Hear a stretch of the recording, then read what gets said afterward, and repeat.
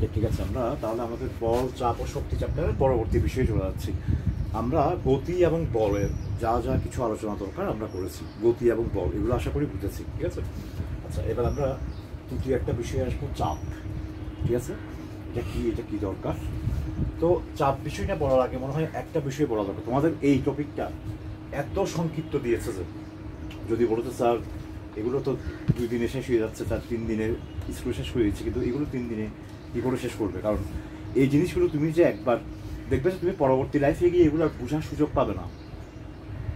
ধরো অনেকে তোমাকে এরকম বলবে যে এগুলো এখন এত বোঝার দরকার নাই, ক্লাস 10-এ গিয়ে আবার এগুলো ডিটেল বুঝবে। ভুল কথা। ক্লাস 10-এ গিয়ে তোমাকে ডিটেল আর কেউ বোঝার সুযোগ দেবে না, অথবা ইন্টারে গিয়ে এগুলো তুমি আর ডিটেল আলোচনার সুযোগই তেমন পাবে না, ঠিক আছে।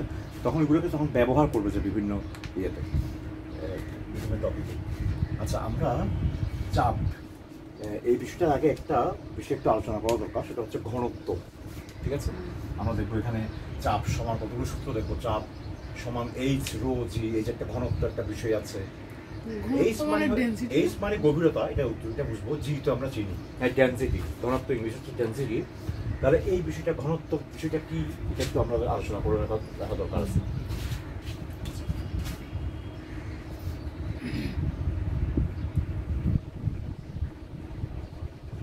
ডেনসিটি যেমন ধরো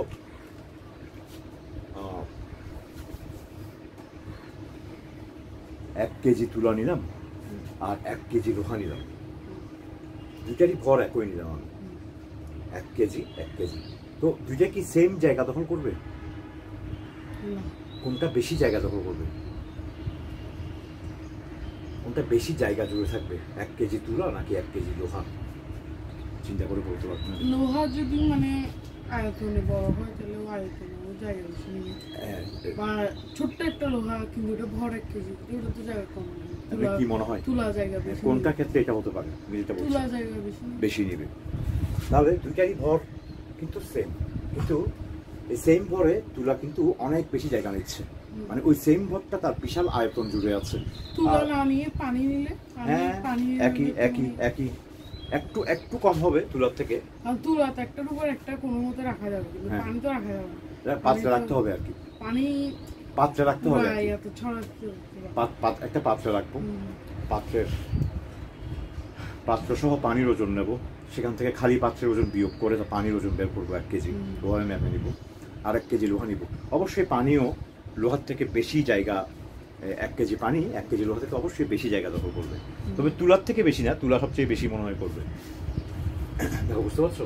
তাহলে এখন দেখো দুটোটারই ভর সেম, 1 কেজি 1 কেজি, কিন্তু একটার আয়তন বেশি আরেকটার আয়তন কম। তার মানে তুলা ধরো, তাহলে তুলা কি হচ্ছে, ওই ভরগুলো ফাঁক ফাঁক হয়ে আছে, তাই না? মানে অণুগুলা, কণাগুলো দূরে দূরে অবস্থান করছে, তাই না? আর আর আমাদের লোহার মধ্যে লোহার কণাগুলো, অণুগুলো খুব কাছাকাছি অবস্থান করছে। আমরা বলবো লোহার ঘনত্ব বেশি আর তুলার ঘনত্ব কম, একটু পাতলা বেশি। কি বুঝতে পারছো? অর্থাৎ সেম ভরে যে কম আয়তন দখল করছে, একই ভরে যে একটা নির্দিষ্ট ভরে যে কম আয়তন জায়গা দখল করছে তার ঘনত্ব বেশি, আর একই ভরে যে বেশি জায়গা দখল করছে তার ঘনত্ব কম। তাহলে ঘনত্বের সংজ্ঞা হচ্ছে, ম্যাথমেটিক্যাল সংজ্ঞা কি দাঁড়াবে? একটা নির্দিষ্ট আয়তনে কত ভর আছে, তাই না? কত ভর আছে। যেমন ধরো এই লোহার আমি এতটুকু আয়তন নিলাম, লোহার এতটুকু আয়তন নিলাম। এই আয়তনে লোহা আছে, মনে করো লোহা থাকবে, মনে করো যে 1 পোয়া, ঠিক আছে, মানে 250 গ্রাম। একই আয়তনে যদি তুলা নিই, সেখানে কি 250 গ্রাম থাকবে, নাকি বেশি থাকবে না কম থাকবে? কম থাকবে। তাহলে তুলার ঘনত্ব কম। তাহলে একটা নির্দিষ্ট আয়তনে যার ভর বেশি তার ঘনত্ব বেশি। তাহলে নির্দিষ্ট আয়তনটা কত নিব? যেমন তোমাকে ঘনত্ব মাপতে দিল, আমাকে ঘনত্ব মাপতে দিল, আমি নির্দিষ্ট আয়তন নিলাম এতটুকু, তুমি নির্দিষ্ট আয়তন নিলে আর একটু বড়। তাহলে আমার ঘনত্বের মানটা যা আসবে, তোমার ঘনত্বের মান কিন্তু তা আসবে না। দুজনেই কিন্তু আমরা দুজনেই কিন্তু বলবো যে লোহার চেয়ে তুলার চেয়ে লোহার ঘনত্ব বেশি, কিন্তু ঘনত্বের সংখ্যাটা কিন্তু সবার সমান আসবে না। আমার কথা বুঝছো না? বুঝো না? আয়তনের উপর কাজে একটা নির্দিষ্ট আয়তন সবাইকে নিতে হবে। সে আয়তনটা হচ্ছে একক আয়তন। একক আয়তন। হ্যাঁ, তাই না? যেমন ধরো আমি যদি একক আয়তনে ভর মাপি আর তুমি যদি একই বস্তুর 2 আয়তনে ভর মাপো, তাহলে তো আমার ঘনত্ব সংখ্যাটা আর তোমার ঘনত্ব সংখ্যাটা সেম হবে না। তাহলে সবাইকে একটা নির্দিষ্ট আয়তন নিতে হবে না? কত নিলে ভালো হয়? 1 আয়তন নিলে অসুবিধাটা কোথায়? ওয়ান নিলে তো হিসাব করার সময় তো সবকিছু তো মান আসবে। না, 1 আয়তনে ভর কত এটা বলছি যে বুঝো নাই বোধহয়। ওয়ানটা কি 1 মিটার? আয়তনের, আচ্ছা আয়তনের একক কি? আয়তন চিনো কিনা? হ্যাঁ, আয়তন। আয়তনের একক কি? 1 একক আয়তন আর কি? ওয়ান একক আয়তন মানে আয়তনের একক কি? মিটার। না না, মিটার তো দৈর্ঘ্যের একক। মিটার না, হ্যাঁ। আয়তনের ক্ষেত্রফলের একক কি? ক্ষেত্রফলের একক দৈর্ঘ্য প্রস্থ। একক দৈর্ঘ্য প্রস্থ তার একক হচ্ছে না। হ্যাঁ, দৈর্ঘ্য কোন প্রস্থ বলতে হচ্ছে তো? তাহলে দেখো, চিন্তা করে দেখো, ভুলে যাওয়ার কিছু নাই, একটু চিন্তা করে বের করে দেখো। দৈর্ঘ্য হচ্ছে মিটার, মিটার আর প্রস্থ হচ্ছে মিটার। তাহলে মিটার ম্যামেজ বর্গ মিটার, মিটার স্কোয়ার। আয়তনে 3টা করে দৈর্ঘ্য গুণ হবে যে কোনো কিছুর আয়তন। তোমরা তো এখনো পরিমিতি পড়ো নাই। সমস্যা হচ্ছে আমাদের ফিজিক্সের একটা বড় সমস্যা হচ্ছে গণিত। দেখছো, প্রতিটা পদে পদে গণিত, গণিতের দুর্বলতা থাকলে এগুলো, এই জন্য আমাদেরকে এগুলো বলতে হয় বারবার। তাহলে তুমি সামনে যখন আয়তনের সূত্র দেখবে, একটা ঘনকের আয়তন, একটা গোলকের আয়তন, দেখবে যে সব জায়গায় 3টা করে দৈর্ঘ্য গুণ হচ্ছে সূত্রে। তাহলে সেক্ষেত্রে আয়তনের একক কি হবে? সূত্র হিসেবে আসবে 3টা করে, কোনো না কোনো 3টা দৈর্ঘ্য গুণ হবে সেখানে। মিটার কিউব বা ঘনমিটার, আন্তর্জাতিক একক হচ্ছে ঘনমিটার। এছাড়া কতগুলো ব্যবহারিক একক আছে, যেমন লিটার। এই যে আমরা 1 লিটারই কোক আনি বা 2 লিটারই, এই লিটারটা ভরের একক নয়, আয়তনের একক। এগুলো হচ্ছে কতগুলো ব্যবহারিক একক। আমি তোমার জানা আছে 1 লিটার মানে কত ঘন সেন্টিমিটার? এগুলো ছিল বলে তোমাদের 8-7 মানে কত ঘন সেন্টিমিটার? আচ্ছা ঠিক আছে। 1 লিটার সত্য মানে সমান 1 কেজি সমান। 1 লিটার পানির ভর হচ্ছে 1 কেজি। 1 লিটার সমান 1 কেজি কথাটা অর্থহীন। অনেকেই আমি জানি এই জিনিসটা। লিটার হচ্ছে আয়তনের একক আর কেজি হচ্ছে ভরের একক। তাহলে 1 লিটার সমান 1 কেজি কেমনে হবে? লিটার আয়তনের একক কেন? হ্যাঁ, লিটার তো জায়গার একক, কতটুকু জায়গা জুড়ে আছে। লিটার তো পানির একক, মানে তরল পদার্থ আয়তন। আর তরল পদার্থ কিসের একক? এই যে কথাটা বললাম, তরল পদার্থের একক, কথাটা কি তুমি চিন্তা করছো? তরল পদার্থ একটা বস্তু, বস্তুর কি একক থাকে নাকি বস্তুর কোনো পরিমাণের একক থাকে? যে তরল পদার্থ মানে যে ভরটা, ওই ভরটাকে নো নো নো, তরল পদার্থের ভর সবসময় কেজি। তরল পদার্থের ভর কখনো লিটার হবে না, ভর সবসময় কেজি। তরল পদার্থের আয়তনের একটি ব্যবহারিক একক হচ্ছে লিটার। এই যে 1 লিটারই কোক, 1 লিটার কোক আর 1 লিটার পানির ভর কি একই হবে? অবশ্যই একই হবে না। 1 লিটার স্বচ্ছ পানি হচ্ছে 1 কেজি। হ্যাঁ, তোমাকে বুঝতে হবে যে লিটার হচ্ছে জায়গার একক, একটা জায়গার পরিমাণ এবং জায়গার একক। 1 লিটার মানে এতটুকু, একটা বড় জায়গা এতটুকু, ওটা হচ্ছে ওই জায়গাটাকে, পরিমাণকে বলা হচ্ছে 1 লিটার। সেখানে যদি আমি পানি ভরি, সেটা ভর যা হবে, তেল ভরলে কি তার ভর তা হবে? তাহলে 1 লিটার সমস্ত তরলের ভর কিন্তু 1 কেজি না। 1 লিটার পানির ভর হচ্ছে, পানি বলতে হবে বিশুদ্ধ পানি, ভর হচ্ছে 1 কেজি। তো জানি এগুলো যাতে ভুল না হয়, লিটার কখনো ভরের একক নয়, লিটার হচ্ছে জায়গার একক, তরল পদার্থের পরিমাণ মাপার একক, জায়গার পরিমাণ মাপার একক, ব্যবহারিক একক। এমনিতে আয়তনের যে কোনো ক্ষেত্রে, তরল বলো, কঠিন বলো, গ্যাসীয় বলো, যে কোনো ক্ষেত্রে আয়তনের আন্তর্জাতিক একক হচ্ছে ঘনমিটার, মিটার কিউব। বুঝতে পারো না বোধহয়? আচ্ছা, তাহলে কোনো পদার্থের ঘনত্ব মাপার জন্য একটা রাশি, একটা গাণিতিক সংজ্ঞা তৈরি করতে হবে না? ঘনত্ব হচ্ছে একক আয়তনে বস্তু যতটুকু ভর আছে ওটাকেই তার ঘনত্ব বলে। একক আয়তনে, একক পরিমাণ, একক বলতে 1 মিটার কিউব আর কি। ওকে, 1 ঘনমিটার আয়তনে বস্তুর ভর যত কেজি, সেটাকে বলা হচ্ছে ওই বস্তুর ঘনত্ব। কি বুঝতে পারছো? ধরো ভি ঘনমিটার আয়তনে একটা বস্তুর ভর হচ্ছে m কেজি। একটা বস্তুর ভি ঘনমিটার নিলাম, সেই ভি ঘনমিটারে বস্তুটার ভর মেপে দেখলাম যে m কেজি হচ্ছে। তাহলে আমাদের লাগবে যে একক আয়তনে, মানে 1 ঘনমিটার আয়তনে তার ভর কত হবে বলো? 1 ঘনমিটার। ভি ঘনমিটার হচ্ছে, ঘনমিটার হচ্ছে আয়তনের একক। এই যে মিটার কিউব, কিউবকে ঘন বলে, শব্দটা শুনছো? স্কোয়ারকে বর্গ বলে আর কিউবকে ঘন বলে। 1 ঘনমিটার, সরি, ভি ঘনমিটার কোনো বস্তুর ভর হচ্ছে m কেজি। তাহলে 1 ঘনমিটার, আমার তো ঘনত্ব মানে হচ্ছে যে 1 ঘনমিটার আয়তনের বস্তুর ভর যত সেটাই তার ঘনত্ব। তাহলে বলো এখান থেকে ওই নিয়মের মতো 1 ঘনমিটার আয়তনের বস্তুটির ভর কত হবে? ভি ঘনমিটারও এম, 1 ঘনমিটারও এম। তো 1 ঘনমিটারও তো কি হবে তো? আচ্ছা ঠিক আছে, তুমি যখন প্রতীক দিয়ে বুঝতে কষ্ট হচ্ছে আমি সংখ্যা দিয়ে বলি। ধরো 10 ঘনমিটার একটা বস্তুর ভর হলো 50 কেজি 10 ঘনমিটারে। তাহলে 1 ঘনমিটার যদি তার নিই, 10 ভাগের 1 ভাগ নিই, সেটাও 50 কেজি থাকবে, তার ভর কি হবে? 50 ভাগের 1 ভাগ। এখন তো পাচ্ছি 50 ভাগের 1 ভাগ 50 ভাগের 1 ভাগ মানে কি? না, 1 ভাগের 50। তাই কেন? এরকম 10 ভাগের 1 ভাগ নিছি, তাহলে ওদিক দিয়ে 50 ভাগের 1 ভাগ না? না, 50/10 হবে। 50/10 হবে না? হ্যাঁ হ্যাঁ ক্লিয়ার হচ্ছে? হ্যাঁ। দেখো ঠিক আছে, ওকে। তাহলে একই রকম সংখ্যার জায়গায় যখন যদি আমি ভি আর এম দিই, ভি ঘনমিটার আয়তনের বস্তুর ভর হচ্ছে এম কেজি, তাহলে 1 ঘনমিটার আয়তনের বস্তুর ভর কত হবে? 1/m না, 1/m। v/m V by M, এটা এটা নাইলে এটার উল্টোটা m/v। নইলে কেন? হ্যাঁ আমি বলি এখানে কি প্রশ্ন? হ্যাঁ দেখো, সঠিকটা বলার চেষ্টা করো, নিজে থেকে বলার চেষ্টা করো। v/m মানে m উপরে v নিচে। এইটাকে বলো যে এম বাই ভি। আমি উপরেরটা আগে বলবো। হ্যাঁ, ইংরেজিতে উপরেরটা আগে বলে, আর বাংলাতে বললে নিচেরটা ভি ভাগের এম, এরকম বলে বাংলায়। আর এইটা অনেকের সমস্যা দিচ্ছে তোমাদের, বিশেষ করে তোমাদের লেভেলে জেনারেশনে তোমরা। এটা তো কনফিউজিং। হ্যাঁ, এই পরিভাষাগত ভাষাগত জটিলতা বড় সমস্যায় ফেলে দেয়। বাংলাতে বলছে যে, যেমন ধরো এই জিনিসটাকে বাংলাতে বলো যে 4/3, আর ইংরেজিতে বলো যে 3/4, সংখ্যাকে 3/4। কাকে ভাগ করা হচ্ছে? 3 কে। 3 ইজ প্যাসিভ ভয়েস আর কি, ভয়েস পড়ছো গ্রামারে? তাহলে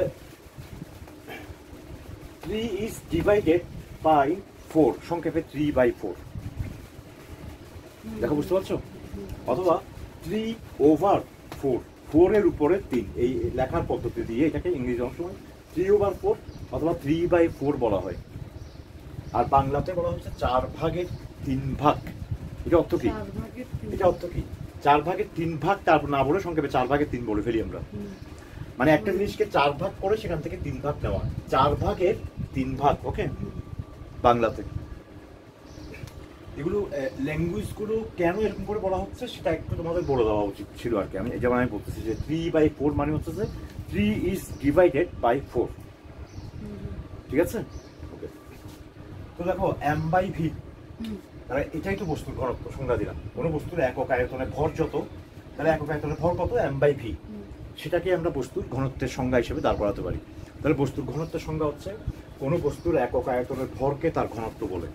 ঠিক আছে, লিখি আমি, এগুলো মুছে ফেলবো।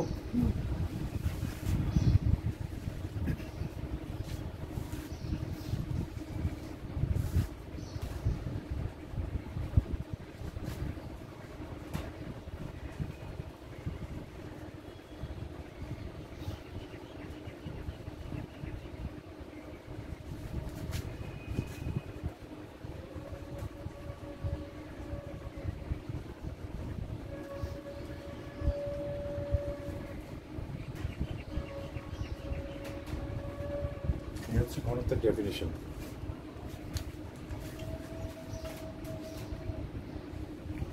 তাহলে আমরা গাণিতিকভাবে বলতে পারি কোনো বস্তুর ভি আয়তনের ভর যদি m কেজি হয়, তাহলে একক আয়তনের ভর হচ্ছে m/v। ওইটাকে ঘনত্ব বলা হচ্ছে বস্তু। তাহলে ঘনত্বকে সাধারণত গ্রিক অক্ষর রো দিয়ে প্রকাশ করা হয়, দেখতে পারবে? ভি এর মতো নিচ থেকে, মানে এরকম করে শার্প এজ থাকবে না, এখানে তীক্ষ্ণ প্রান্ত থাকবে না, স্মুথ হবে এরকম। তো সারা যদি মনে করো আমার হ্যান্ড রাইটিং বাজায় ওগুলো পিট না, সাদা ছাড়া না এটা। আর তোমার বই, আচ্ছা ঘনত্ব তোমার বইয়ে দেখো ঘনত্ব কিভাবে লিখেছে, অনেকটা পি এর মতো দিছে। ও তো পি দিছে না, ওই দেখো মতো ওরা ঠিক মতো এই যে এটা তো পি। হ্যাঁ, এটা ওরা টাইপের যত্নশীল হয় না যে আর কি, পি দিয়ে ফেলছে আর কি রোয়ের জায়গায়। দেখো এইভাবে। ঠিক আছে, ওকে। এর নাম কি? এটা নাম হচ্ছে রো। এই প্রতীকটা স্পেলিং রো। রো।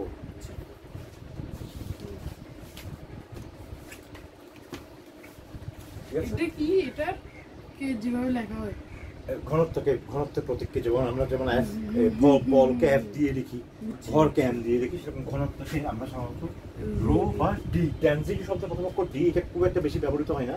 রোই দিচ্ছে, তোমাদের বইয়ে রোই দিচ্ছে, তাই না? তাহলে রো ইজ ইকুয়াল টু, একটু আগে দেখলাম এম বাই ভি, তাই না? আর ঘনত্বের গাণিতিক সংজ্ঞা, কোনো বস্তুর ঘনত্ব রো ইজ ইকুয়াল টু তার ভর ডিভাইডেড বাই তার আয়তন।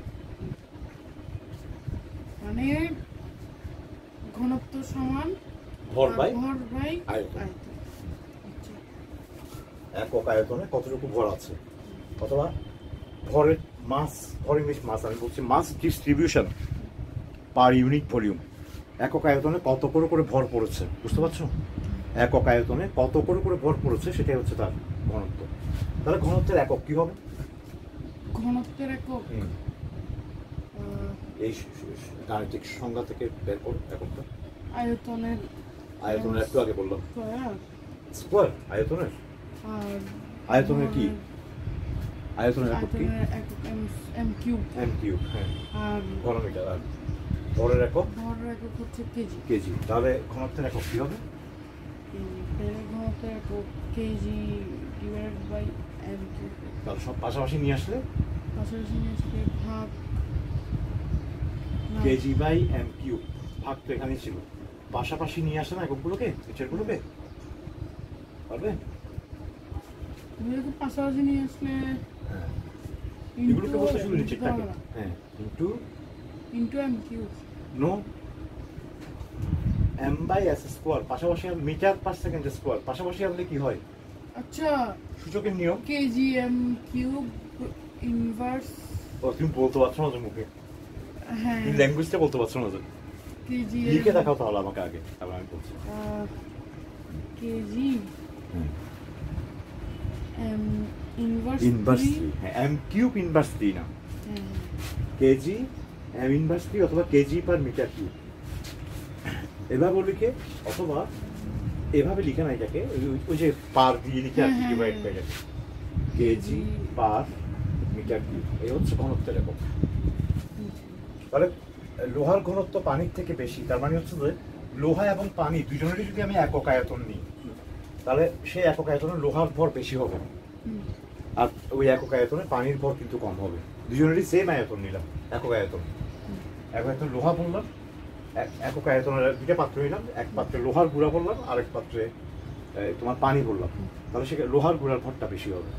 তার মানে তার কণাগুলো কাছাকাছি আছে বেশি, নাহলে ভরটা বেশি হচ্ছে কেন ওই জায়গার মধ্যে, আর এই জায়গার মধ্যে ভরটা কম কেন? নিশ্চয় কণার সংখ্যা কমে গেছে, কণাগুলো নিশ্চয় ফাঁক দূরে বেশি আছে। আচ্ছা স্যার, আমি যদি তুলাতে যতগুলো কণা দিছি, লোহার ওখানে যদি ততগুলো কণা দিই, কিন্তু লোহার জায়গা কমে যাবে, ওই পরিমাণ কণা, ওরা যেহেতু কাছাকাছি আছে, ওরা কম জায়গা নিয়ে থাকবে। আর ওই পরিমাণ সেম পরিমাণ কণা যদি তুমি তুলা নাও, তুলা বিশাল জায়গা জুড়ে থাকবে, কারণ তাদের কণাগুলোর মধ্যে দূরত্ব অনেক বেশি। আচ্ছা, মানে আয়তন কম হবে, আয়তন বেশি, লোহার আয়তন কম হবে। সেম ভর নিলে যার ঘনত্ব বেশি তার আয়তন কম হবে, আর সেম আয়তন নিলে যার ঘনত্ব বেশি তার ভর বেশি হবে। বুঝতে পারছো? নিচেরটা এই সমীকরণে নিচেরটা ধ্রুব রাখলে, ভি কে ধ্রুব রাখলে যার ঘনত্ব বেশি তার ভর বেশি হবে। আমরা জানি লব বেশি হলে একটা রাশি বেশি হয়, তাই না? আর ভর ধ্রুব রাখলে ঘনত্ব কার বেশি হবে? যার আয়তন কম, তাই না? একটা ভগ্নাংশের হর কমে গেলে সে ভগ্নাংশের মানটা বেড়ে যায়। বুঝতে পারছো? গাণিতিকভাবে বলতে পারি, কমন সেন্স থেকে চিন্তা করেও বলতে পারি। ক্লিয়ার হচ্ছে নাকি বলো, না প্যাচ খেয়ে যাচ্ছে? ওকে, এখন যে বিষয়টা আমরা বলতে হবে আগে, সেটা হচ্ছে যে এই যে ঘনত্ব, এই রাশিটা কি কি বিষয়ের উপর, এটা কি ধ্রুব? যেমন আমরা বলবো, দেখবো আমরা সামনে লিখবো, এগুলো তো গাণিতিক প্রোগ্রামে তোমাকে এটা ইউজ করতেই হবে, বইয়ে না থাকলেও। যেমন পানির ঘনত্ব আমরা বলবো যে, এখানে লিখবো যে 1000 কেজি পার মিটার কিউব পানির ঘনত্ব। তাহলে এই যে বললাম যে পানির ঘনত্ব 1000 কেজি পার মিটার কিউব, এটা কি ধ্রুব? মানে পানির ক্ষেত্রে সবসময় পানির ঘনত্ব কি সবসময় 1000 কেজি পার মিটার কিউব, নাকি এই ঘনত্বটা, পানির ঘনত্বটা বাহ্যিক কোনো বিষয়ের উপর নির্ভর করতে পারে? স্বচ্ছ পানির উপর। না, একই পানি নিলাম, উপাদান উপাদান একই রাখলাম, উপাদান একই রাখলাম। বাহ্যিক কোনো বিষয়ের উপর, বাহ্যিক কোনো বিষয়ের উপর কি ঘনত্ব নির্ভর করে? নাকি স্বচ্ছ পানি নিলে সবসময় তার ঘনত্ব 1000 কেজি পার মিটার কিউব হবে? স্বচ্ছ বলতে তুমি তুমি বিশুদ্ধ পানির কথা বলছো আর কি, তাই না? সেটা মানে বাহ্যিক কোনো বিষয়ের উপর নির্ভর করবে কি? আয়তনের উপর নির্ভর করবে, না ভরের উপর। না, এই তো কোনো বস্তু ধরো লোহার ঘনত্ব কখনো তার আয়তন এবং ভরের উপর নির্ভর করবে না। একক আয়তনে যেমন পানির ঘনত্ব 1000 কেজি, তার মানে হচ্ছে যে একক আয়তনে এক ঘনমিটার আয়তনে পানি যেটা নিচ্ছ সে পানিটা হচ্ছে 1000 কেজি ভর, 1 ঘনমিটার আয়তনে। তুমি যদি 2 ঘনমিটার নাও, ওখানে পানি নাও, পানির ভর দ্বিগুণ হয়ে যাবে, 2000 কেজি, তাহলে ঘনত্ব তো একই আছে। সেম পদার্থ নিচ্ছ, তুমি আয়তন বাড়া দিচ্ছ, ভরও সমান কথা বেড়ে যাবে না? হ্যাঁ, তাহলে কাটাকাটি করো তো ঘনত্ব তোমার একটা নির্দিষ্ট বস্তুর মানে ভর এবং আয়তনের উপর কিন্তু ঘনত্ব নির্ভর করছে না, বুঝতে পারছো? বাহ্যিক, আমি বারবার বলছি, ভর আয়তন বাহ্যিক বিষয়টা বুঝতে পারছো না, তুমি বারবার পদার্থের ভিতরে রাশি দিয়ে চিন্তা করছো। বাহ্যিক কোনো বিষয়ের উপর, বাহ্যিক মানে যেটা পদার্থের কোনো বিষয় নয়, যে পদার্থের ঘনত্বের কথা বলছি সেটার কোনো বিষয়। আমরা বলেছিলাম যে ঘনত্ব কিসের উপর নির্ভর করে? ঘনত্ব কি অণুগুলার কত কত দূরে আছে, তাই না? বেশি দূরে থাকলে কি ঘনত্ব বেশি না কম? বেশি দূরে থাকলে কম, কম, আর কাছাকাছি থাকলে বেশি। অণুগুলো দূরে থাকবে না কাছে থাকবে, এটা কি ফিক্স নাকি এটা বাহ্যিক কোনো বিষয়ের উপর নির্ভর করে? বাহ্যিক কোনো কিছুর উপর নির্ভর করে কি না? হ্যাঁ, জানো তাপ পড়ছো, পড়ো নাই? কোনো বস্তুতে তাপ দিলে কি হয় দেখি বলো তো, এমনিতে আইডিয়া আছে কিনা তোমার? ও, তাপ দিলে ওগুলা মানে অণু দূরে সরে যায়, সরে যাবে। বা ওটা প্রসারিত তাপমাত্রা যত বাড়বে তত দূরে তত তার ঘনত্ব কি হবে? কমবে। তাহলে স্বাভাবিক পদার্থের তাহলে এই যে পদার্থের ঘনত্ব, এটা কিন্তু ধ্রুব নয়, এটা বাহ্যিক তাপমাত্রার উপর নির্ভর করে। ওই বস্তুটির তাপমাত্রা কত, ওই বস্তুটির তাপমাত্রা কত, এটার উপর নির্ভর করবে। সাধারণত সমস্ত পদার্থ, ম্যাক্সিমাম অধিকাংশ পদার্থেরই তাপমাত্রা যত বেশি হবে, তার বডি টেম্পারেচার যত বেশি হবে, তার ঘনত্ব তত, তার আয়তন তত বেশি প্রসারিত হচ্ছে, অণুগুলো তত দূরে দূরে সরে যাচ্ছে, কাজে তার ঘনত্ব তত কম হবে। আর তাপমাত্রা যত কম হবে, যত ঠান্ডা করবো তাকে, তত তার অণুগুলো কাছাকাছি চলে আসবে, কাজে তার ঘনত্ব তত বাড়বে। তাহলে পদার্থের স্বাভাবিক আচরণ হচ্ছে যে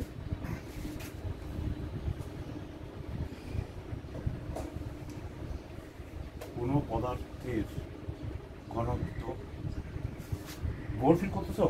দেখো এই জিনিসগুলো তোমার পরীক্ষা থাকার চাই আগে, এগুলো যদি তুমি ভালো করে না বুঝো আসলে কি, তাহলে ফিজিক্স বিজ্ঞানের মজাটা কি থাকবে তুমি বলো তো?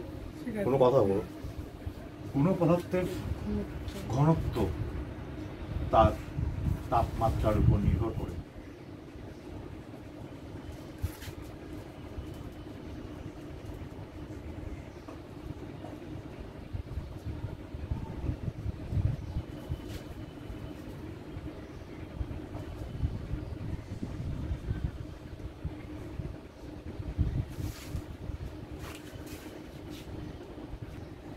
তাহলে দেখলাম যে কোনো পদার্থের ঘনত্ব তার তাপমাত্রার উপর নির্ভর করে। সাধারণত অধিকাংশ পদার্থের ক্ষেত্রে তাপমাত্রা বৃদ্ধি পেলে ঘনত্ব হ্রাস পায় এবং তাপমাত্রা হ্রাস পেলে ঘনত্ব বৃদ্ধি পায়। তার মানে কিছু কিছু পদার্থ তাহলে ব্যতিক্রম থাকতে পারে, এবং সেই ব্যতিক্রমটা একটু আলোচনা করতে হবে। কারণ গুরুত্বপূর্ণ একটা পদার্থ ব্যতিক্রম আচরণ করে, সে হচ্ছে পানি। ব্যতিক্রম আচরণ করে, তাপমাত্রা তার ঘনত্বের সম্পর্কটা একটু ব্যতিক্রম। পানির তাপমাত্রা কমাইলে মানে হচ্ছে মাইনাসের দিকে নিয়ে গেলে এটা ঘনত্ব বাড়ার কথা না, কি হওয়ার কথা? তো বাড়ারই কথা, কিন্তু দেখবো যে মাইনাসের দিকে নিয়ে গেলে তার ঘনত্ব উল্টা কমে যাবে। কমবে কোথায়? বরফ হয়ে যাবে না? হ্যাঁ, বরফ হবে। তো বরফ হলেও কমবে কি? বরফের আয়তন জানো পানির থেকে বেশি। যেমন ধরো তুমি একটা প্লাস্টিকের বোতলে অথবা তুমি একটা কাঁচের বোতলে পুরাপুরি পানি দ্বারা পূর্ণ করে, কাঁচের বোতল, পাতলা কাঁচের বোতল পুরাপুরি পানি দ্বারা পূর্ণ করে যদি তুমি ডিপ ফ্রিজে রেখে দাও, বরফ হওয়া দেখো যে বোতল ফেটে গেছে। হ্যাঁ, পুরাপুরি বোতলটা পানি দ্বারা পূর্ণ করতে হবে, বোতল ফেটে যাবে সাধারণত ম্যাক্সিমাম ক্ষেত্রে, যদি সহ্য করতে না পারে ওই প্রেশারটা পাতলা কাঁচের বোতল হলে। কেন? কারণ পানি থেকে বরফ হওয়ার সময় তার আয়তন বেড়ে গেছে, তার মানে কি ঘনত্ব কমে গেছে। এই জন্যই বরফ কিন্তু পানিতে ভাসে। এমনিতে কে ভাসবে কে ডুববে এটা আর্কিমিডিসের নীতি। এমনি কমন সেন্স থেকে বুঝতে পারো না, যার ঘনত্ব কম সে পানির উপর বেশি উঠবে। পানির থেকে পানিতে যদি বরফ রাখো, বরফ কি ডুবে যায়? তার মানে কি কমন সেন্স থেকে এটা বুঝতে পারছো যে বরফের ঘনত্ব পানির ঘনত্ব থেকে কম। সো দেন তাপমাত্রা পানির ক্ষেত্রে কমালে উল্টো ঘনত্ব না বেড়ে বরং উল্টো কমে যায়। তো আমি একটা বাটির মধ্যে বরফ তো আগে প্রায় দিই, তো তখন যতটুকু পানি দিই ওই শেপেরই তো এটা থাকে। শেপ তো সেম থাকে কিন্তু সাইজ একটু বড় হয়ে যায় সামান্য।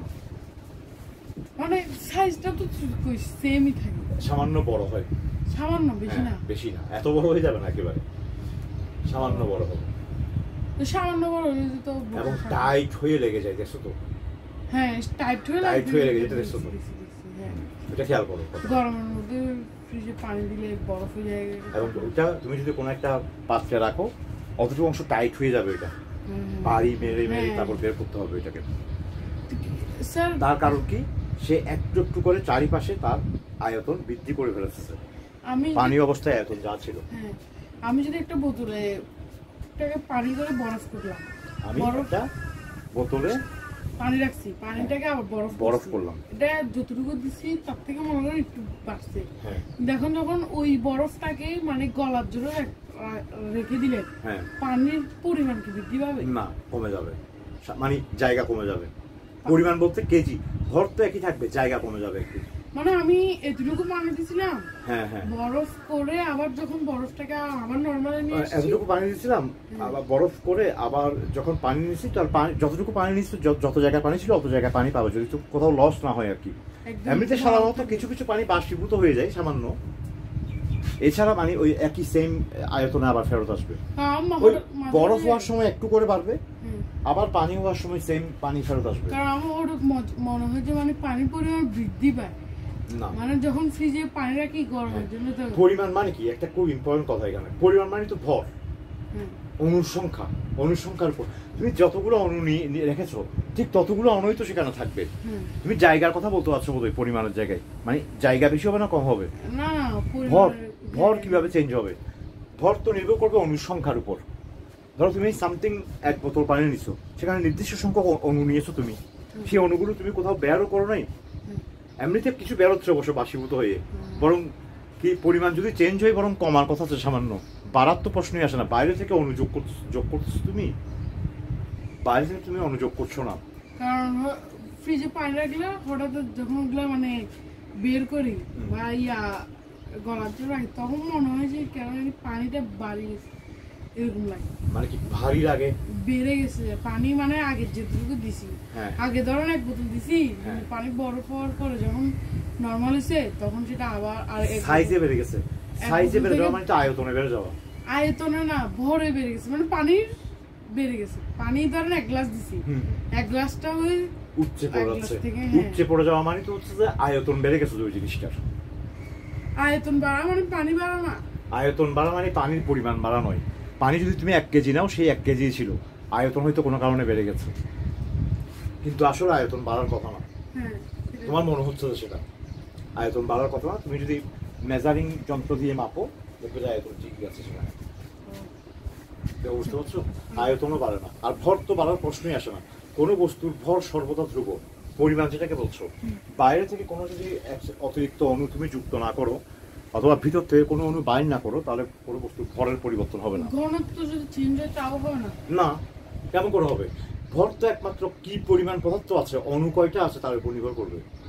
তুমি একটা বস্তুকে নিয়েছো, নির্দিষ্ট সংখ্যক অণু, তাকে তাপমাত্রা দিয়েছো, তার জায়গা বেড়েছে, অণুগুলো দূরে সরে গেছে, জানা জায়গা বাড়ছে মানে তো পরিমাণ বাড়ে নাই, পরিমাণ বাড়ে নাই মানে অণুগুলো দূরে দূরে সরে গেছে, এই জন্য না জায়গা বাড়ছে, মানে ভর ধ্রুব থাকবে। ভর ধ্রুব থাকবে। কোনো বস্তুর ক্লাসিক্যাল ফিজিক্সে, আধুনিক পদার্থবিজ্ঞান অবশ্য ভিন্ন হবে, আমরা দেখবো। ভর রাশিটা আসলে আপেক্ষিক, যাই হোক সেটা আমরা পরে বলবো। কিন্তু আমাদের যে এখনকার যে ক্লাসিক্যাল ফিজিক্সের ধারণা, সেখানে কিন্তু নিউটন বলেই দিয়েছেন, গ্যালিলিও নিউটন, যে কোনো বস্তুর ভর একটি ধ্রুব রাশি, এটা পদার্থের পরিমাণের উপর নির্ভর করে। দেখো, বুঝতে পারছো না? পরিমাণ আর জায়গায় কেমন যাতে গোলাই না ফেলো। আচ্ছা স্যার, আমরা যখন খালি পেটে থাকি তখন কি আমাদের ভোর কম থাকে, আর যখন ভরা পেটে থাকে অবশ্যই ডেফিনেটলি ভোর বেশি থাকে। অবশ্যই সন্দেহ হলে ওয়েট মেশিনে দাঁড়িয়ে দেখতে পারো, খাওয়ার আগে এবং খাওয়ার পরে। আচ্ছা, মানে খাবারের কারণে ভোরটা হ্যাঁ, আমি অতিরিক্ত অনু পড়ছে না ওখানে ভিতরে, করা যাচ্ছে না, তাহলে অবশ্যই আমার তো কেন হালকা কেন, মোটামুটি আমরা কত খাবো আমরা, ধরো একবারে কত, ধরো অনেক সময় আধা কেজি খেয়ে ফেলতেছি না, তো আধা কেজি খেলে তো আধা কেজির পরিমাণ ভর আমাদের বেড়ে যাচ্ছে। আচ্ছা, তাহলে ওজন মাপলে কি খালি পেটে মাপা উচিত নাকি ভরা পেটে মাপা উচিত, মানে কোনটা ফেয়ার হবে? না, স্বাভাবিক পেটে, মানে খুব বেশি ভরা পেটেও না, একদম খালি পেটেও মাপা উচিত না, মানে আমরা নর্মাল যেরকম অবস্থায় থাকি সেই অবস্থায় ওয়েট মাপা উচিত, সেখান থেকে আসলে সঠিক সিদ্ধান্ত নিতে পারবো যে আমরা, মানে আমাদের স্বাভাবিক অবস্থায় আমাদের কীরকম ওয়েট থাকে ওইটা মাপা উচিত। কোনো অস্বাভাবিক অবস্থা একেবারে খালি পেট অথবা অতিরিক্ত ভরা পেট না, এই দুটাতেই আমরা আসলে আমাদের শারীরিক কন্ডিশন নিয়ে সঠিক ডিসিশন নিতে পারবো না। স্বাভাবিক নর্মাল পেটে কিছু ভরা থাকবে, কিছু খালি থাকবে, ওখানে আমাদের ওয়েটটা নেওয়া উচিত। তবে বিশেষ ক্ষেত্রে যেমন ধরো তুমি ডায়াবেটিস পরীক্ষা করতেছো, ডায়াবেটিস টেস্ট করতেছো, তখন তোমাকে অবশ্যই খালি পেটে ওইটা টেস্ট করতে হবে। বিশেষ কোনো রোগ বা পরীক্ষার জন্য তোমাকে খালি পেটে করতে হবে, মানে ওই রোগ হিসেবে। কিন্তু এমনিতে স্বাভাবিক অবস্থায় তোমার ওয়েট যেটা নেওয়া উচিত সেটা হচ্ছে যে নর্মাল ওয়েট, মানে কিছু অংশ ভরা থাকবে, কিছু অংশ খালি থাকবে পেট, এই অবস্থা। আচ্ছা, এখন দেখি পানি তাহলে একটু ব্যতিক্রম আচরণ করে, বুঝতে পারছি।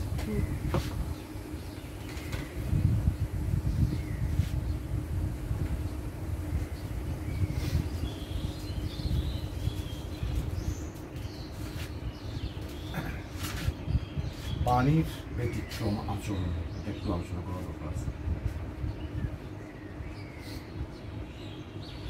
এখানে কি গান কিছু থাকবে? সামান্য থাকবে, সামান্য কি যথেষ্টই থাকবে, তোমাদের হয়তো কম দিচ্ছে। তবে ওই ধরো এর আগের পোর্শনে যতটুকু গণিত আছে আমাদের যা অতটুকু, অত বেশি আমাদের গণিত থাকবে না এখানে। এই P is equal to H রোজি দিয়ে সামান্য ম্যাথ থাকবে, তারপর আর্কিমিডিসের নীতি দিয়ে আমাদের কয়েকটা ম্যাথ থাকবে, আর্কিমিডিসের সূত্র প্রয়োগ করে ম্যাথ। দেখি চাপটা বেশি হয় বা চাপটা কম হয়, চাপ এখন কিন্তু আমি আলোচনা করি না, সেটা এরকম বলো। হ্যাঁ, মানে পানির উপরে আর পানির নিচে চাপ খুবই বেশি হয়, অবশ্যই বেশি হবে, সেটা গভীরতার উপর নির্ভর করবে। সেটা কেন, মানে আলোচনা তো পানি তো জাস্ট পানি, আবার নিচে গেলে মানে কয়েকদিন আগে একটা সাবমেরিন নাকি ওই যে অনেকজন ছিল পানির নিচে চাপে ব্লাস্ট হয়েছে, শুনছিলেন টাইটানিক দেখতে গেছিলেন? হ্যাঁ, আরো আগে, এখন না, এটা বেশ কয়েকদিন হয়েছে। হ্যাঁ, মাস, পানির নিচে চাপে ব্লাস্ট হয়ে গেছে। ওটা কি মানে আমি এটা বুঝি না, মানে চাপটা কিভাবে পানি তো চাপ আলোচনা করি নাই। আচ্ছা, পরে তোমার প্রশ্নগুলো তো আমি বলতে হবে না, আমি এমনিতেই বলবো। কোনো পানির নিচে বা তরলের নিচে বা এই যে আমরা বাতাসে ডুবে আছি, আমরা এখানে চাপে একটা বায়ুমণ্ডলের প্রেশারের মধ্যে আছি, বায়ুমণ্ডলের উপর উঠলে কিন্তু প্রেশার কমে যাবে, চাপ কমে যাবে, তলায় থাকলে চাপ বেশি থাকবে। কেন আমরা দেখবো সেটা। আচ্ছা, আগে দেখি পানির ঘনত্ব বিষয়টাকে একদম ক্লিয়ার করে ফেলি আমরা আগে যত কিছু আছে। এই আলোচনাটা তাপে যেমন লাগবে এখানেও একটু লাগবে, ঠিক আছে? পানির ব্যতিক্রমে আসলে পানি, ধরো আমি তাপমাত্রা বোঝানোর জন্য একটা এরকম সরল রেখা টানছি উলম্ব, এর প্রত্যেকটা বিন্দু একটা তাপমাত্রা নির্দেশ করছে। মনে করো এটা হচ্ছে 0 ডিগ্রি সেন্টিগ্রেড, তাপমাত্রার একটা একক হচ্ছে সেন্টিগ্রেড, বুঝছো? তারপরও নেই এখনো। এমনি তাপমাত্রার এককগুলো জানো? সেলসিয়াস একটা, আরো আছে জানো, কেলভিন আছে, হয়তো জানো না, এবং ফারেনহাইট আছে, এই তিনটা এখনো প্রচলিত, ঠিক আছে? ওকে, সেন্টিগ্রেডে এটা 0 ডিগ্রি, এটা 0 ডিগ্রি, এটা 1 ডিগ্রি সেন্টিগ্রেড, 2 ডিগ্রি সেন্টিগ্রেড, এভাবে ধরো এক সময় 4 ডিগ্রি সেন্টিগ্রেড, আর এগুলো 4-এর থেকে বেশি। 4 ডিগ্রি সেন্টিগ্রেড একটা ইম্পর্টেন্ট টেম্পারেচার পানির জন্য। দেখো পানি 4 ডিগ্রি সেন্টিগ্রেড, এটা কি নরমালটা নাকি আরো কম? অনেক কম না, নরমাল টেম্পারেচার তো হচ্ছে আমাদের রুম টেম্পারেচার হচ্ছে মিনিমাম 25 ডিগ্রি সেন্টিগ্রেড। শীতকালে একটু কমে যায়, 20-21-এ নেমে আসে, 19। তাহলে তো এটা ঠান্ডা পানি হয়ে যায়। অবশ্যই ঠান্ডা পানি। আমরা নর্মাল পানি নিয়ে হিসাব করি।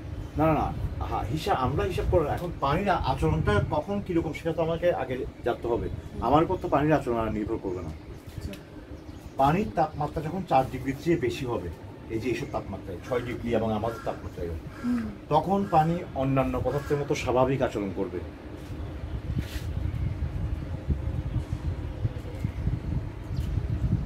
মানে কি? মানে অন্যান্য ঘনত্বের ক্ষেত্রে কিরকম হবে? আমরা জানি যে তাপমাত্রা বাড়লে কোনো পদার্থের ঘনত্ব কি হওয়া উচিত? তাপমাত্রা বাড়লে কোনো পদার্থের ঘনত্ব কি হওয়া উচিত? ঘনত্ব কমবে, কমা উচিত।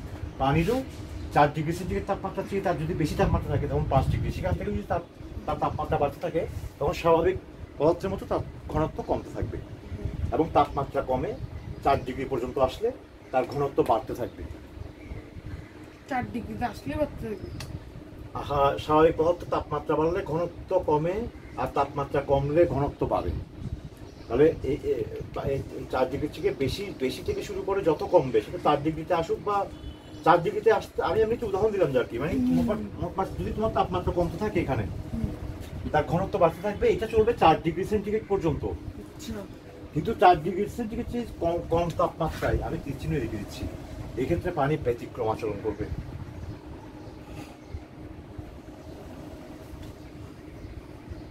অর্থাৎ ধরো কোনো একটা পাত্র পানির তাপমাত্রা আছে এখন 3 ডিগ্রি সেন্টিগ্রেড, তার তাপমাত্রা কমাতে থাকলে এখন ঘনত্ব বাড়ার কথা ছিল না, উল্টা না বেড়ে বরং কমতে থাকবে। এবং 0 ডিগ্রিতে কমতে 0 ডিগ্রি যেখানে বরফ হবে তার ঘনত্ব কমতে আয়তন বাড়তে মোটামুটি বেড়ে যাবে, এবং এই জন্যই বরফ কিন্তু পানিতে বেশি উঠবে। কারণ এই 0 ডিগ্রি সেন্টিগ্রেড আমাদের বরফের ঘনত্ব কিন্তু 4 ডিগ্রি সেন্টিগ্রেড আমাদের পানির ঘনত্ব থেকে কম, মানে আয়তন একটু বেশি বেড়ে গেছে। ভর তো ধ্রুব ছিলই, আয়তন একটু বেড়ে গেছে, কাজেই সে কিন্তু এই কারণেই পানির উপর বরফ সবসময় ভেসে উঠবে। একটু আগে বললাম, দেখি মনে আছে কিনা। রো তো প্রতীক না, প্রতীক দেখি মনে করো। কেজিএম ইনভার্স লিখছো? হ্যাঁ হ্যাঁ, যেহেতু প্রশ্ন আসছে একটু গুরুত্ব দিয়ে একটু সুন্দর করে লিখে ফেলবে এক জায়গায়। তাহলে আমরা মানে ইয়া দিয়ে আয়তন আর ভর হিসাব করে 0 ডিগ্রিতে পানির ঘনত্ব কত আর 4 ডিগ্রি, হ্যাঁ বের করা যায়। পানির ঘনত্ব কত মানুষ মাপছে না, পরীক্ষা নিরীক্ষা করে এইভাবে বের করবো। হ্যাঁ, তোমাকে যদি পরীক্ষা নিরীক্ষা করতে বলে তখন বের করবো অবশ্যই। ঠিক আছে, তোমাকে আয়তন মেজার করতে হবে, সেরকম আয়তন মেজারিং তোমার লাগবে, ইনস্ট্রুমেন্ট লাগবে। তখন দেখবে যে ওই একই পরিমাণ পানি যখন 0 ডিগ্রি সেন্টিগ্রেড হচ্ছে তখন তার ঘনত্ব কমে গেছে। ঠিক আছে, আর তাহলে দেখো 4 ডিগ্রির চেয়ে কম তাপমাত্রায় পানির ঘনত্ব কমতে থাকবে, 4 ডিগ্রির চেয়ে বেশি তাপমাত্রায় পানির ঘনত্ব কমতে থাকবে। তাহলে কোন তাপমাত্রায় পানির ঘনত্ব সবচেয়ে বেশি? পানির ঘনত্ব কোন তাপমাত্রায় সবচেয়ে বেশি?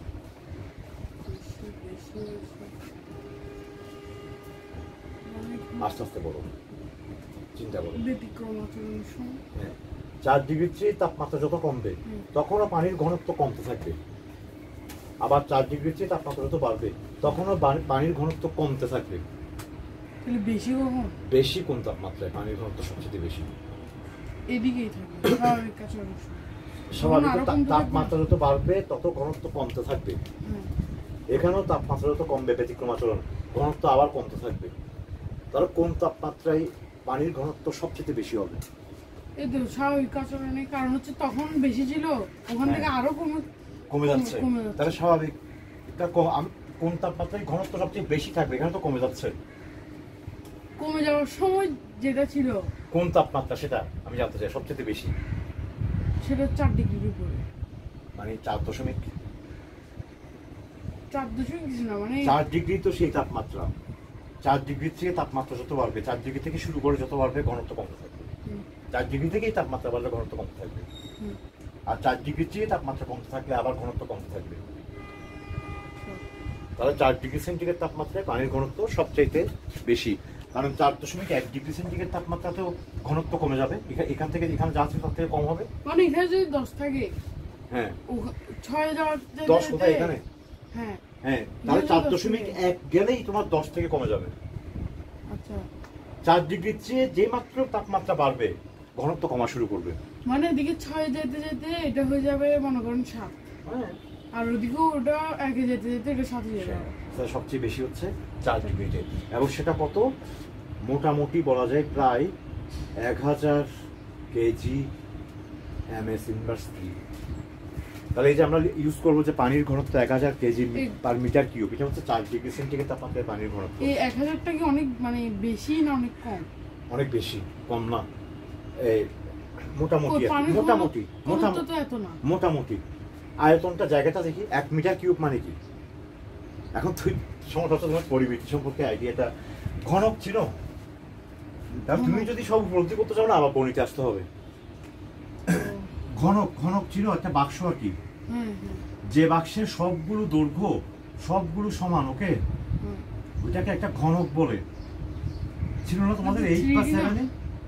3D তো আঁকতে পারবো না, 3D আঁকা, 3D প্রজেকশন আঁকতেছি আর কি। একটা ঘনকের এক বাহুর দৈর্ঘ্য যদি হয়, গণিত দিয়ে প্রমাণ করা যাবে তার ভিতরের পুরো জায়গা আয়তন হচ্ছে 1 কিউব ঘনমিটার। কি বুঝছো?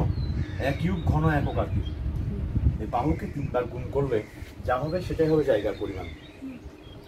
তাহলে 1 ঘনমিটার জায়গা পরিমাণ বলতে কি বুঝায়? 1 মিটার কত জানো? মোটামুটি 3 ফুট ধরলাম একটু। 1 মিটার দৈর্ঘ্য, 1 মিটার প্রস্থ আর 1 মিটার উচ্চতার একটা বাক্স, মোটামুটি কম বড় না কিন্তু, 1 ঘনমিটার। এত বড় বাক্সতে পুরা পানি পুরালে সেই পানির ভর হবে 1000 কেজি। ভর হবে না, ডেনসিটি হবে। একক আয়তনে ভর কে তো ডেনসিটি বলে। 1 মিটার দৈর্ঘ্য, 1 মিটার দৈর্ঘ্য, 1 মিটার উচ্চতা, 1 মিটার তো অনেক বেশি। 1 মিটার তো অনেক বেশি, তার জায়গাটা বেশি, সেই জায়গায় 1000 কেজি, খুব একটা বেশি না, তাই না? মোটামুটি দেখো আমার কথা বুঝছো? ভর কি একদমই 1000ই হবে? না, একটু একটু বেশ কম হয়, এটা মোটামুটি রাউন্ড ফিগার নেওয়া হচ্ছে। বেশি হবে না কম হবে না? কি ভর 1000 থেকে কম হবে না বেশি? 1 ঘনমিটার আয়তনে যদি পানি ভরো 4 ডিগ্রি সেন্টিগ্রেড তাপমাত্রায়, 1 ঘনমিটার জায়গাটা পুরো পানি দিয়ে ভরো, 1000 কেজির কাছাকাছি হবে অন্তত, এটা যদি অ্যাকুরেট নাও হয়। দেখো, বুঝতে পারছো? ওকে, তাহলে পানির ঘনত্ব কিন্তু খুব কমও না, তুলার ঘনত্ব অনেক কম। ঠিক আছে, তুলার ঘনত্ব আবার বাহ্যিক অন্যান্য বিষয়ের উপর নির্ভর করে। মানে 100 নিচে না, 100 নিচে, 50 নিচে মনে হয়, আমি শিওর না, এরকম হবে মনে হয়। আচ্ছা, তাহলে তো পানির চাইতে অনেক অনেক কম। তুলাকে যদি ভিজাই তাহলে কি এটার ঘনত্ব বাড়বে না কমবে? ঘনত্ব বেড়ে যাবে। তার ঘনত্ব আবার অন্যান্য বাহ্যিক বিষয়ের উপর নির্ভর করে। তুলাকে ভিজালে তুলার কণাগুলো কাছাকাছি চলে আসবে, পৃষ্ঠ টানে, পানির টানে, আন্তরানিক আকর্ষণ বলদেরকে কাছাকাছি নিয়ে আসবে। সো দেন তখন তাহলে তুলার ঘনত্ব তুমি যে বলছো সেটা কিন্তু বাহ্যিক অন্যান্য বিষয়, যেমন ফোর্স, ভিজা অথবা বাতাস, বায়ু প্রবাহ, তার আকৃতি কিন্তু অনেক কারণে চেঞ্জ হয়, তার আকার। সো দেন তুলার ঘনত্ব একেবারেই ফিক্সড বলা যায় না। শুকনা তুলার ঘনত্ব মোটামুটি ধরো 20-30 এরকম হতে পারে 1 ঘনমিটারে। তুলাকে যদি আগুন ধরানো হয় তখন এটা ঘনত্ব বেড়ে যাবে না? যাবে না, এটা আগুন ধরিয়ে দিবে, উড়ে যাবে। মানে নিচে তাপ দিলে, তুমি আগুন ধরাই দিবে না, একটা পাত্রে রেখে নিচে তাপ দিলাম, নিচে তাপ দিলে আয়তন প্রসারিত হবে। প্রসারিত কি হবে? ওটা তো তুলা প্রসারিত হবে। হ্যাঁ, একটা কঠিন পদার্থই প্রসারিত হয় তাপ দিলে, হালকা, তুমি চোখে দেখবে না, তাপ বর্ণায় তো এই জন্য একটা কঠিন পদার্থই প্রসারিত হয়। আবার তাহলে তুলার আঁশগুলো একটা কঠিন পদার্থ না? তুলার আঁশগুলো কঠিন পদার্থগুলো কি পদার্থ? তরল পদার্থ না বায়বীয় পদার্থ? চিন্তা করো। আচ্ছা, হ্যাঁ, তাহলে কঠিন, তরল, বায়বীয় সবাই প্রসারিত হবে। তাহলে তাপ দিচ্ছ যখন, প্রত্যেকটা আঁশ প্রস্থে যেমন একটু মোটা হবে সামান্য, চোখে দেখবে না হয়তো, তাহলে একদম ঘুরি ঘুরি হয়ে যাবে, কারণ তুলার ঘনত্ব কম, যেটাকে তাপ দিই তাহলে এটা ঘুরি ঘুরি হয়ে যাবে। ঘুরি ঘুরি কেন হবে? আঁশগুলো কি ভেঙে যাবে, ছুটে যাবে? ছুটে যাবে কেন?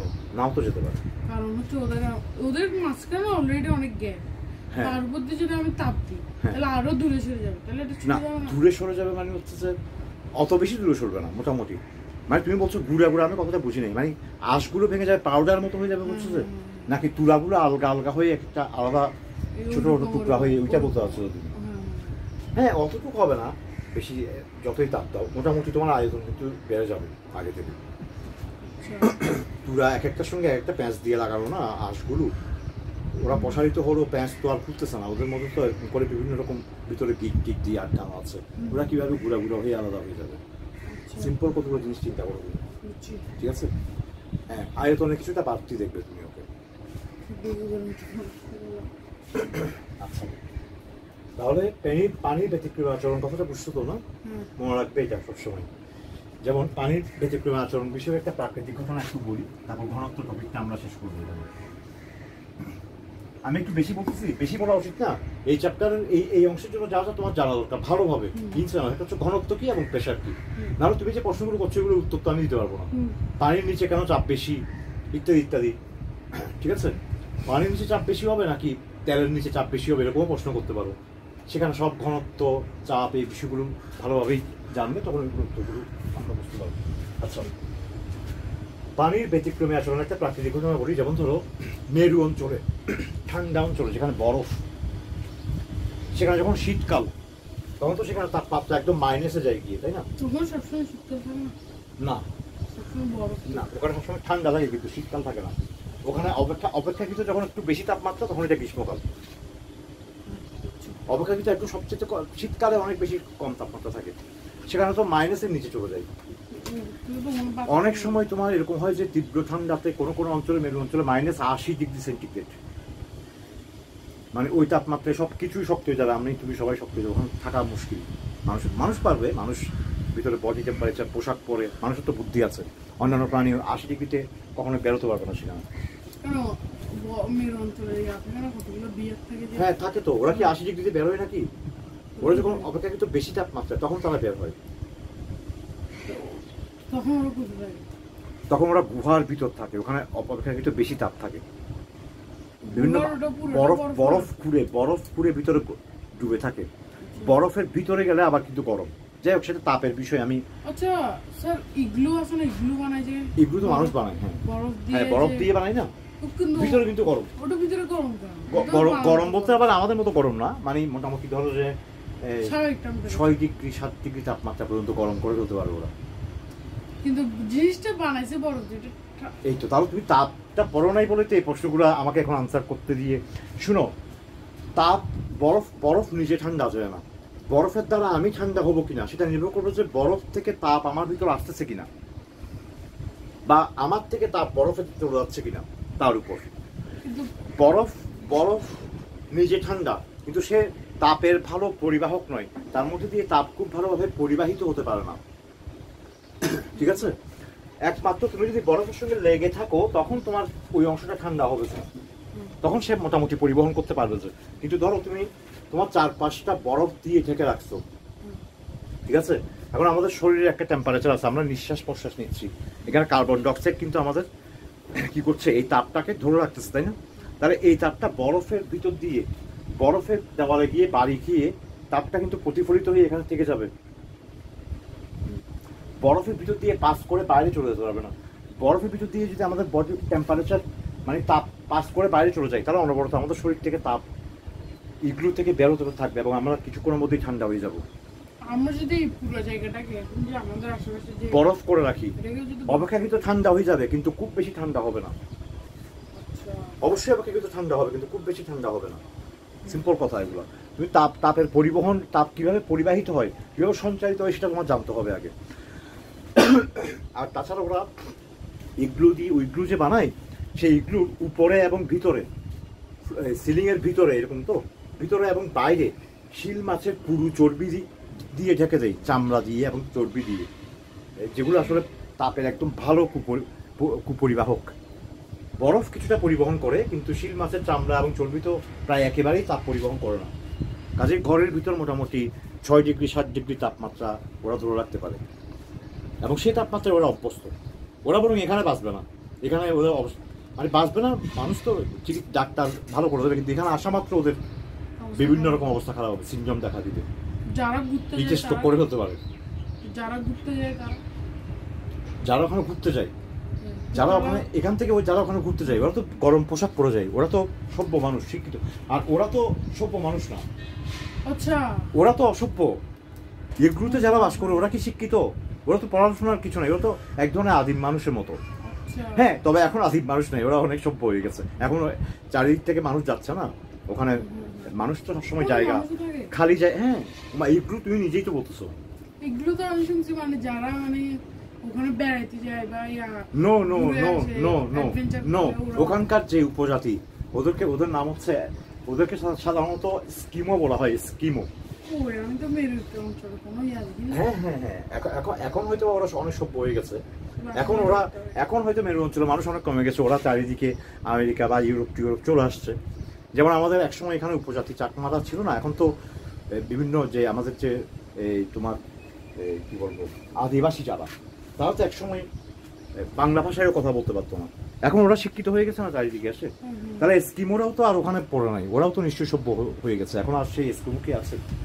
তো এইগুলো তো বানাচ্ছে যে ওরা, ওদের থেকে আমরা শিখতেছি জানা, আমরা কি হয়তো ওরকম করে বানাবো ওদের মতো না। এখানে সভ্য মানুষ যারা যায় ওখানে, তারা ইগলু বানিয়ে থাকে না, তারা আরো সাইন্টিফিক ওয়েতে সুন্দর বাসস্থান বানিয়ে গরম করে থাকে, ভিতরে রুম হিটার দিয়ে কত কিছু দেবে। ইগলু বানাতে হচ্ছে নাকি ওদের থেকে? ইগলু বানাতে যে ওরা, যাদের সাইন্টিফিক কোনো উপায় নেই। ঠিক আছে, এখন যেটা বলছিলাম শুনো, মেরু অঞ্চলে যখন প্রচন্ড ঠান্ডা পড়ে শীতকালে, তখন মেরু অঞ্চলের যে পানিগুলো আছে, সাগরের তো পুরোটা বরফ হয়ে যাওয়ার কথা। তাহলে বরফ হলে সাগরের নিচে তো অনেক প্রাণী আছে, সেখানে মোটামুটি কম প্রাণী নেই সেখানে। সাগরের নিচে পেঙ্গুইন সাঁতার কাটে, শিল মাছ দেখছো না, সিন্ধু ঘটক, এরকম অনেক কিছু, অনেক ধরনের আরো অন্যান্য অনেক জলজ প্রাণী আছে। তাহলে শীতকালে ওখানে তো পুরোটা বরফ হয়ে যাওয়ার কথা, তাহলে জল যারা থাকে তারা তো বেঁচে থাকার কথা না, ওখানে বরফ হয়ে জমে শক্ত হয়ে যাওয়ার কথা। তাহলে ওরা কি করে তখন? গভীর পানি তো ঠান্ডা হয়ে যাওয়ার কথা নাকি, তাপমাত্রা যেহেতু কমে যাচ্ছে, -80 ডিগ্রি মনে করো। গভীর পানির নিচে পানি ঠান্ডাই থাকে, আগের থেকে ঠান্ডা। গভীর পানিতে নির্ভর করে, অনেক সময় গরমও থাকে।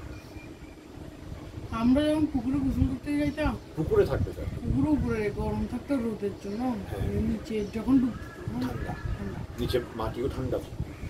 অনেক সময় কতগুলো সাগর, হ্যাঁ সাগরের বৈচিত্র্যের কোনো সীমা পরিসীমা নেই। এমন অঞ্চল আছে সেখানে তলে গরম, গভীর বরং মাঝামাঝি অঞ্চলে ঠান্ডা বেশি, একদম গভীরে আবার গরম, একদম উপরেও গরম গভীরেও গরম। তাহলে এরকম অনেক বৈচিত্র্য আছে, নির্ভর করবে তোমার মাটি, তোমার একদম সাগরের নিচে যে মাটি সেটার নিচে কোনো গ্লেসিয়ার আছে কিনা, কোনো উষ্ণ প্রস্রবণ আছে কিনা, পৃথিবীর কোনো গরম পানি ভিতর থেকে ওখানে কোনো প্রবাহিত হচ্ছে কিনা, এগুলো অনেক কিছুর উপর নির্ভর করবে। যাই হোক, তো যেটা বলছিলাম আমি তোমার, তাহলে ওখানে কি করে দেখো, খুব মজার বিষয় হচ্ছে যে ধরো এটা হচ্ছে একটা জলাশয় গভীর, ঠিক আছে। এখন ধরো উপর থেকে তাপমাত্রা কমছে, ধরো তাপমাত্রা এখন আছে 25 ডিগ্রি সেন্টিগ্রেড, এবার কমা শুরু করছে। তাপমাত্রা কমলে কি হবে? পানি কিন্তু তাপের ভালো পরিবাহক না, মানে এই যে তাপ কমে যাচ্ছে এখান থেকে কিন্তু তাপ উঠে আসতে পারবে না। তাপ পানির মধ্যে দিয়ে তাপ কিন্তু পরিচরণ প্রক্রিয়ায় প্রবাহিত হয় না, এগুলো কি বুঝো? হ্যাঁ, তাহলে এখানে যখন তাপমাত্রা কমে যাবে তখন 25 থেকে তাপমাত্রা হয়ে গেল মনে করো 20 ডিগ্রি, আর নিচের তাপমাত্রা এখনো আছে 25 ডিগ্রি, কারণ এই তাপগুলো কিন্তু এখানে প্রবাহিত হতে পারে না। তুমি বলবো যে এখানে তাপ কমে গেছে, তাহলে এখান থেকে কি তাপ প্রবাহিত হবে না? পানির মধ্যে দিয়ে তাপ খুব ভালোভাবে প্রবাহিত হতে পারে না, অল্প হতে পারে। তো এখানে 20 ডিগ্রি, এখানে প্রায় 25 ডিগ্রি আছে, তাহলে এই দুইটার ঘনত্ব কি সেম? কোনটার ঘনত্ব বেশি, 20 ডিগ্রিটার না 25 ডিগ্রিটার? পানি এটা বেশি, হ্যাঁ 20 ডিগ্রি বেশি, যেহেতু 4 ডিগ্রির চেয়ে বেশি তাপমাত্রা স্বাভাবিক আচরণ করবে, তাপমাত্রা কমলে ঘনত্ব বাড়বে। তাহলে এটা ঘনত্ব বেশি, এটা ঘনত্ব কম, তাহলে যেটা বেশি ঘনত্ব সেটা নিচে নেমে আসবে, তাই না?